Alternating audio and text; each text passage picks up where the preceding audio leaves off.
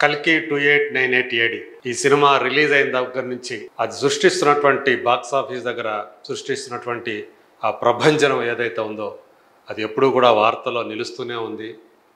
Cinema రిలీజ్కు ముందు దానికి వచ్చినటువంటి హైప్కి తగ్గట్టుగానే రిలీజ్ తర్వాత ఆ కలెక్షన్స్ అన్నీ కూడా ఒక బీభత్సాన్ని సృష్టిస్తూ ఉన్నాయి. చెప్పాలంటే ఆంధ్రప్రదేశ్ తెలంగాణ ప్రాంతాలను మించి నార్త్ బెల్ట్లో అలాగే ఓవర్సీస్లో ఆ సినిమాకి వస్తున్నటువంటి కలెక్షన్స్ ట్రేడ్ పండితులను సైతం ఆశ్చర్యానికి గురి చేస్తున్నాయి. నాగ్ అశ్విన్ విజన్, సో మన కలియుగాంతం చివరికి వచ్చేటప్పటికి ఆ కల్కి అవతారం వస్తుంది అన్నట్లుగా అతను ఆ మహాభారతాన్ని దానికి మేళవించి అందులో ఉన్నటువంటి పాత్రలకి ఈ కల్కి పాత్రకి దాన్ని సమ్మేళనం చేసి తీసినటువంటి ఈ సినిమా ప్రపంచవ్యాప్తంగా కేవలం తెలుగు ప్రేక్షకులను మాత్రమే కాకుండా మిగతా భారతీయ భాషలకు సంబంధించిన అన్ని ప్రేక్షకుల్ని అలాగే మిగతా విదేశీయులు సైతం కూడా, ఎందుకంటే ఈ సినిమా కేవలం ఓవర్సీస్ అంటే మనం నార్త్ అమెరికా గురించి మాట్లాడుకుంటూ ఉంటాం. అలా కాకుండా న్యూజిలాండు, జర్మనీ, యూకే ఇలాంటి ప్రాంతాల్లో కూడా సో ఆ సినిమాకి మంచి కలెక్షన్స్ వస్తుండటం మనం చూస్తున్నాం. సో ఓవరాల్గా ఆల్రెడీ 950 కోట్లని క్రాస్ చేసి 1000 కోట్ల గ్రాస్ సినిమాలో చేరటానికి ఉరుకులెత్తుతున్నటువంటి ఈ సినిమా ఎలా ఉంది అంటే షేర్ పరంగా చూసుకుంటే డిస్ట్రిబ్యూటర్లకి లాభాలు ఏ స్థాయి లాభాలు తీసుకొచ్చింది, అన్ని చోట్ల బ్రేక్ ఈవెన్ అయిపోయిందా, అన్ని చోట్ల అన్ని ప్రాంతాల్లో డిస్ట్రిబ్యూటర్లు లాభపడ్డారా అనే విషయాలు ఇప్పుడు మనం మాట్లాడుకుందాం. సో ఒక్కసారి ఇక్కడ చూస్తే స్క్రీన్ మీద మనం కల్కి డిస్ట్రిబ్యూటర్లకు లాభమా నష్టమా. సో ఫస్ట్ ఆఫ్ ఆల్ మన తెలుగు ప్రాంతానికే చూస్తే సో తెలంగాణని మనం బాక్స్ ఆఫీస్ పరంగా నైజాం అని చెప్పుకుంటాము. నైజాంలో దీని యొక్క pre business value, theatrical business value 65 కోట్లు అయితే అది ఇప్పటివరకు 82.36 కోట్ల రూపాయల్ని సాధించి పెట్టిందని, షేర్ రూపంలో సాధించి పెట్టిందని ట్రేడ్ వర్గాలు, ట్రేడ్ పండితులు అంచనా వేశారు. సో ఇది మనకు అందుతున్నటువంటి రిపోర్టుల ప్రకారం వేసినటువంటి ఈ అంచనాలే తప్ప ఇవి యాక్చువల్గా ఇవే 100% ఇలాగే వచ్చినాయి అని చెప్పేసి మనం చెప్పట్లేదు. సో అది మనకు అందుతున్నటువంటి సమాచారాన్ని బట్టి, వివిధ వర్గాల నుంచి ట్రేడ్ వర్గాల నుంచి సమాచారం బట్టి తీసుకున్నటువంటి లెక్కల కింద పరిగణించుకోవాలి. దాదాపు ఈ స్థాయిలో కలెక్షన్స్ వచ్చాయి అనేది మాత్రం నిజం. సో ఓవరాల్ చూసుకుంటే ఆల్రెడీ 13 రోజుల కంటే నిన్న 13 రోజులు పూర్తి చేసుకుంది. 13 రోజులకు సంబంధించినటువంటి కలెక్షన్ రిపోర్ట్ మన దగ్గర ఉంది. సో తెలంగాణ ప్రాంతంలో ఇప్పటికే డిస్ట్రిబ్యూటర్లకు 17 కోట్ల రూపాయల పైగా వాళ్ళకి లాభం వచ్చింది. సో మరింతగా ఇక్కడ లాభం రావడానికి అవకాశం ఉంది. సో అట్లా ఇక్కడ బ్రేక్ ఈవెన్ దాటి ఓవర్ఫ్లో అవుతున్న సందర్భం మనం చూస్తున్నాము. అట్లాగే ఆంధ్రప్రదేశ్ సంబంధించి మనకు తెలుసు రాయలసీమని సీడెడ్గా పరిగణిస్తారు. అలాగే రిమైనింగ్ ఆంధ్ర మొత్తం నెల్లూరు, గుంటూరు, కృష్ణా, పశ్చిమ గోదావరి, తూర్పుగోదావరి, ఉత్తరాంధ్ర ఇలా 6 ఏరియాల కింద డిస్ట్రిబ్యూషన్ రైట్స్ అమ్ముతారు. సో అలా చూసుకున్నప్పుడు సీడెడ్ అంటే రాయలసీమ ఏరియాకి సంబంధించి 27 కోట్లుగా దీని విలువని అంచనా కడితే సో ఇప్పటివరకు వచ్చింది 19 కోట్లే వచ్చాయి. అంటే ఇంకా 8 కోట్లు మైనస్ అంటే డెఫిసిట్లో ఉంది అక్కడ. బట్ ఇది ఈ 8 కోట్లు రావడానికి అంటే ఇప్పటికే 13 రోజులకే 19 కోట్లు వస్తే ఇంకా 8 కోట్లు ఎప్పటికీ వచ్చే అవకాశం ఉందా అని చెప్పేసి ట్రేడ్ పండితులు ఒక అనుమానాలు వ్యక్తం చేస్తున్న సందర్భం మనం చూస్తూ ఉన్నాము. బహుశా ఏదైతే అన్ని చోట్ల బ్రేక్ ఈవెన్ అయినా కానీ ఒక రాయలసీమలో బ్రేక్ ఈవెన్ కష్టం అయ్యే అవకాశం ఉంది, ఎక్కువగా ఉంది అని చెప్పేసి ట్రేడ్ వర్గాలు అంచనా వేస్తున్నాయి. సో అట్లా ఇంకా మిగతా ఆంధ్రప్రదేశ్ అంటే నెల్లూరు నుంచి శ్రీకాకుళం దాకా ఉన్న మొత్తం బెల్ట్ అదంతా కూడా దాని విలువ థియేట్రికల్ వాల్యూ 76 కోట్లుగా ట్రేడ్ పండితులు అంచనా వేశారు. సో ఇప్పటివరకు వచ్చింది 64.75 కోట్ల షేరు వచ్చింది. అంటే సుమారు 65 కోట్లు అనుకుందాం. సో ఇంకా దానికి 11 కోట్లు పైగా రావాల్సి ఉంది, అంటే మైనస్లో ఉంది ఇక్కడ కూడా. సో అట్లా మొత్తంగా చూసుకుంటే మనం తెలంగాణలో ప్లస్లో ఉంటే ఆంధ్రప్రదేశ్లో వచ్చేటప్పటికి ఇంకా మైనస్లో, అంటే డెఫిసిట్లోనే ఉంది. ఇంకా బ్రేక్ ఈవెన్ కాలేదు, బ్రేక్ ఈవెన్ అవ్వాలి, లాభాలు రావాలి.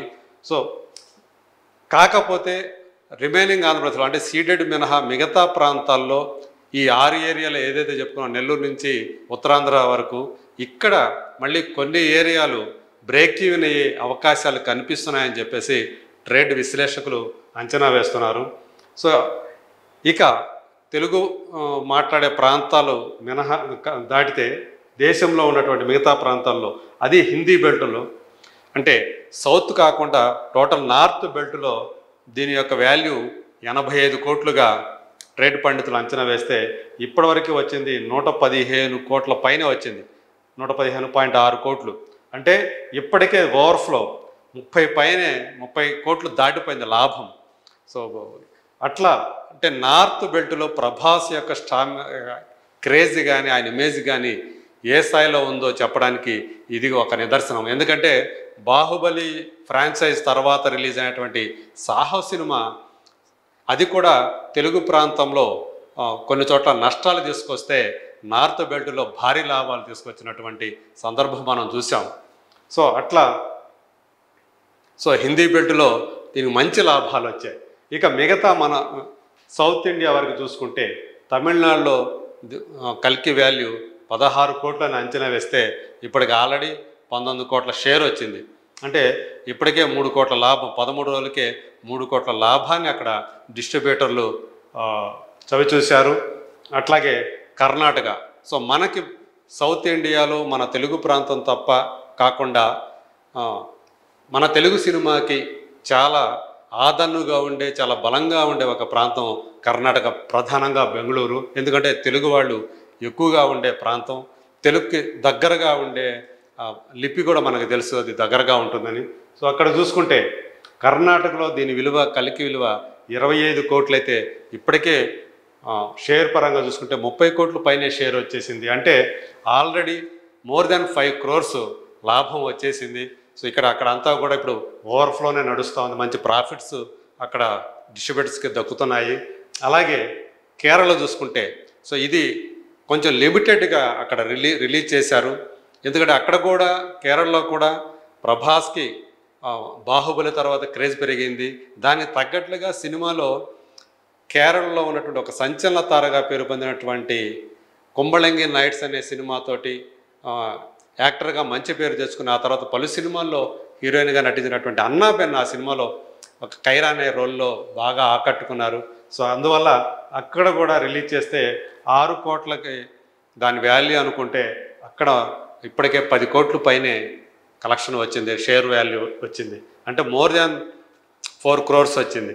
అంటే ఆల్మోస్ట్ చూడండి, అంటే దగ్గర అక్కడ రూపాయి పెట్టిన వాళ్ళకి ఇంకొక రూపాయి అదనంగా వస్తున్నటువంటి దాఖలాలు కనిపిస్తూ ఉన్నాయి.